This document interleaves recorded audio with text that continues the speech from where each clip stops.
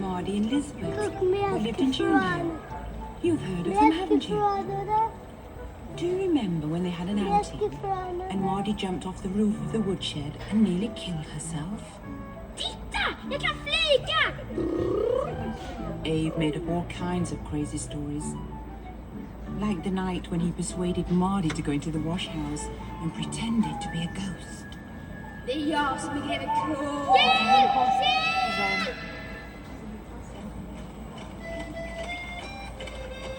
Now we're coming to Catholt, where Emil lived. And look, there's Alfred. It was Sunday, and they were having a party at Catholt.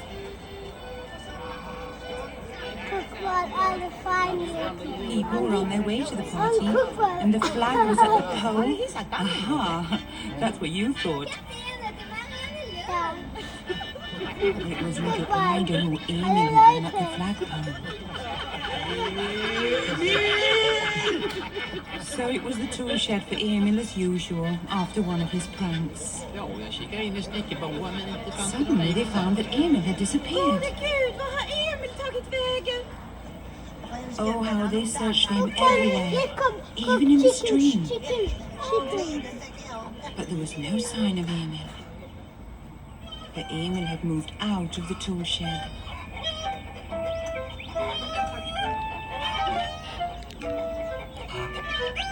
And over to the food store. And there, if you please, he lay down and went to sleep in a cupboard with a lot of sausage skins scattered around him. He had had his party. Another party everyone in Lönneberg talked about for a long time was the one given by Emil on Boxing Day. He invited all the poor, hungry people from the workhouse to come to Catholt and eat their fill of flowers. He had a good heart.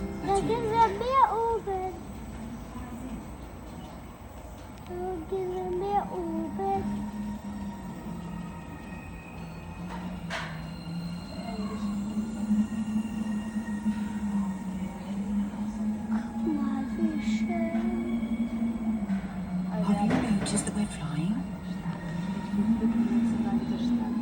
And those lights down there?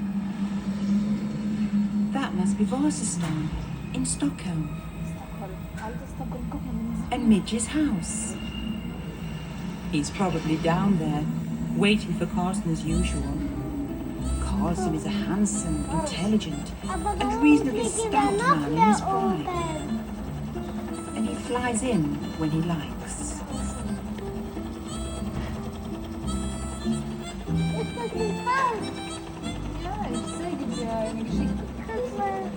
Carson lives in a little house on the roof. And here it is. Dag. Koek, ik heb dit niet afgerond. Koek, zijn voller gemaakt. Oh dear, what a mess.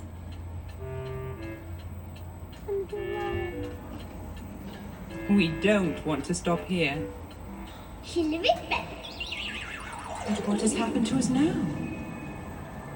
We have become as small as Simon Small himself. He was no bigger than a thumb, and he lived under the floor under Bertil's bed.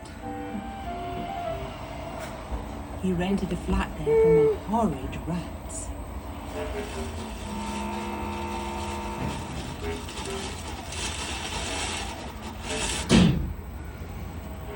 Bertil wanted to be as small as Simon so that they could play together.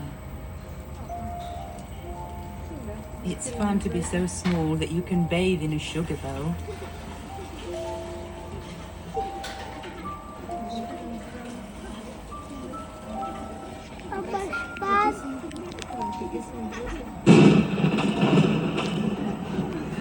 Oh, what a storm!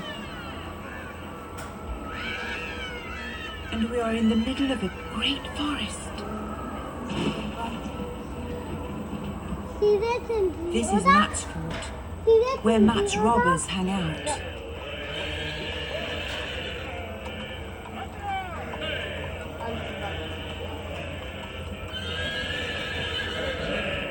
where treacherous grey dwarfs lived behind the boulders.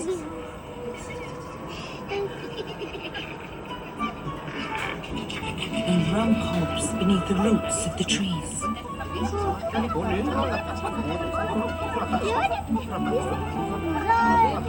And there are Ronja and Burke too. Ronja, systra min. They had moved to the Bear's Cave to get some peace and escape from the row between Mats robbers and Borka's robbers. Mats robbers were standing beside Hell's Gap, furious because Bork's robbers had moved into the fort without permission. Orka din ärkenicken. Jag ska häva dig ut ur Mattis borgen. Tar upp pilsvängen med dig, Matti! But in the end, they became friends. And when spring came at last, Ronja yelled her old spring yell for joy.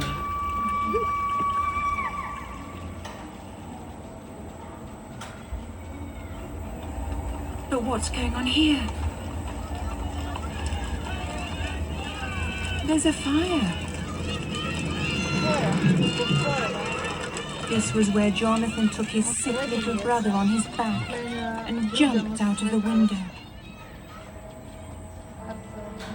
There was no more Jonathan.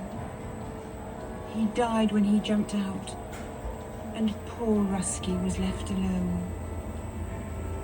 But one evening, a snow-white dove flew up and perched on the window ledge. And Rusky knew at once that it was Jonathan. Bara kom så fort du kan. Jag väntar på dig nere vid jorden. Jag kommer, Jonathan. Jag kommer.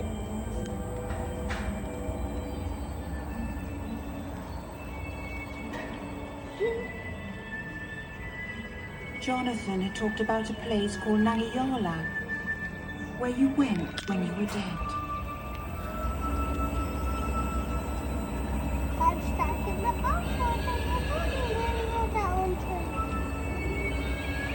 And Rusky went there too, to Cherry Valley in Nangijala. Jonathan was sitting there fishing. Imagine Rusky's joy.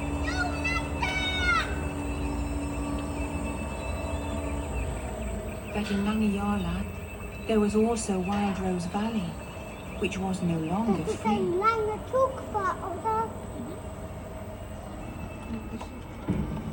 It was ruled over by cruel Tengil and his even more cruel dragon, Katla.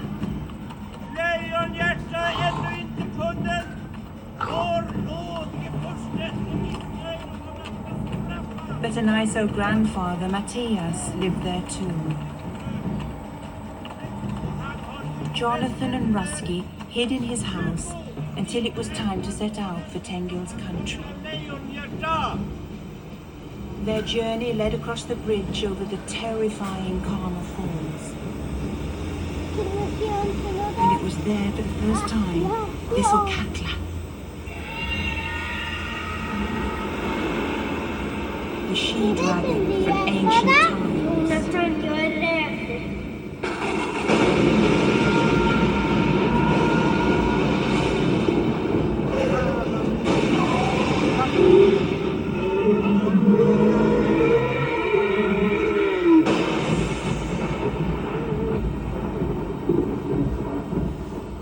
Then came the great final battle, which set Wild Rose Valley free again.